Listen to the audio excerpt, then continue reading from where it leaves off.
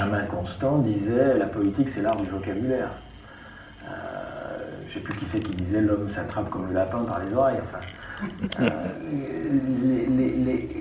comment vous dire, quand les socialistes en 83, voilà un terme qui pose problème, socialiste, quand les socialistes vont faire un des trucs les plus graves de leur histoire, la désindexation des salaires sur les prix.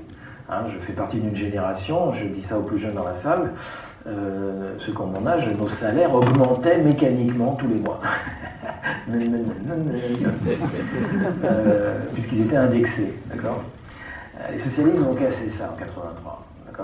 Les prix vont continuer à augmenter, mais les salaires vont se mettre à stagner. Ça ne gêne plus personne d'avoir le même salaire, hein, d'avoir tous les mois d'avoir le même salaire, ce qui dans les années 70 était simplement impensable.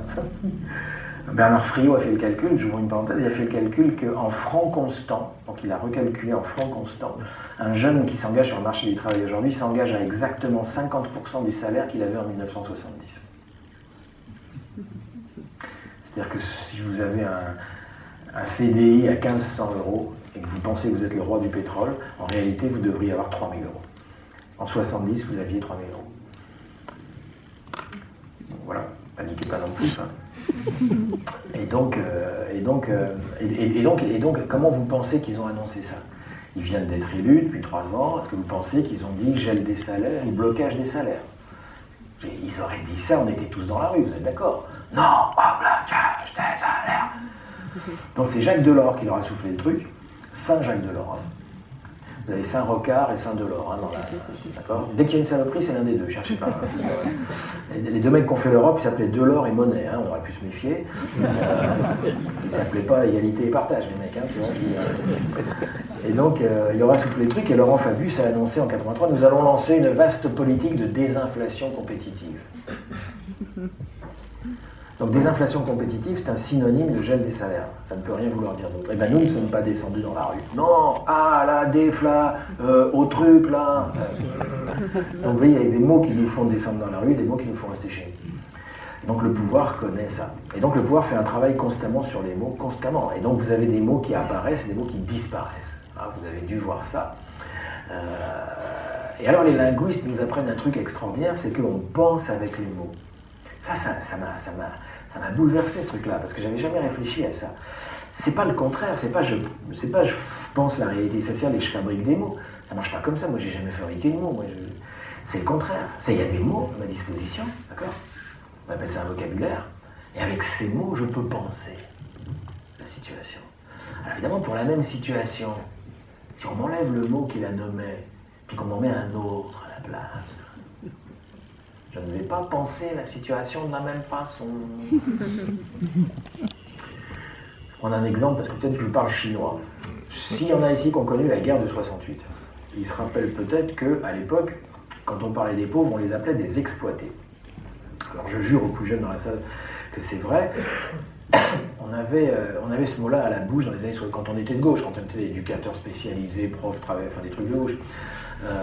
On appelait ça des exploités. Et on avait ce mot à la bouche, mais 10 fois par jour. Les exploités par-ci, les exploités par-là, les exploités dans les usines, les exploités du tiers-monde, bref.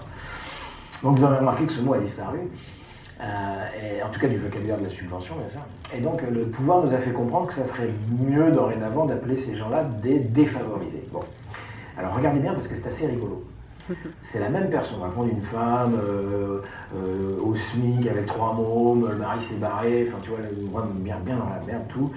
Donc dans un cas, alors oui, il faut que j'explique ça. Exploiter, c'est un mot très très emmerdant pour le pouvoir, parce que c'est un mot processus, c'est-à-dire c'est un mot qui renvoie à un processus qui est l'exploitation, ça va? Quand vous appelez quelqu'un ou quelqu'une une exploitée, ben, tout de suite vous cherchez qui est l'exploiteur. Comment il y a quelqu'un qui exploite cette femme, putain, où il est, que je lui pète la gueule.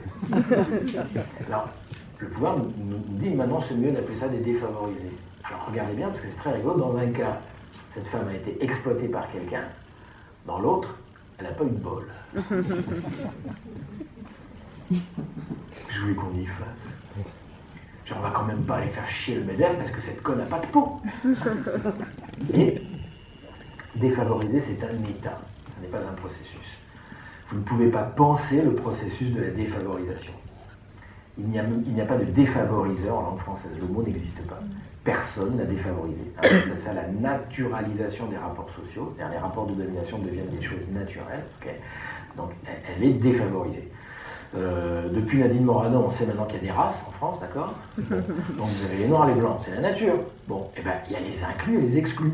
Tu vois, exclueur, c'est pas un mot processus, c'est un mot état. Vous ne pouvez pas penser, il n'y a pas d'exclueur en langue française. Okay, moi je m'en fous, moi je suis inclus, les autres c'est pas ma race, enfin, vous comprenez le truc.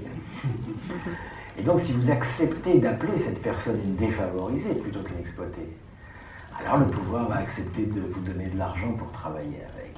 Parce que le pouvoir sait que vous n'allez pas travailler de la même façon avec une personne si vous pensez qu'elle est victime d'un exploiteur ou simplement qu'elle n'a pas eu de bol. Dans un cas, ça c'est aujourd'hui, vous allez éventuellement chercher à être utile au dominé. Dans l'autre cas, ça c'est quand on était petit, vous auriez cherché à être nuisible au dominant. C'est pas la même façon d'envisager le travail social, je ne sais pas si vous me suivez un peu. Et donc voilà. Alors, nous ne sommes pas obligés d'utiliser ces mots. Hein.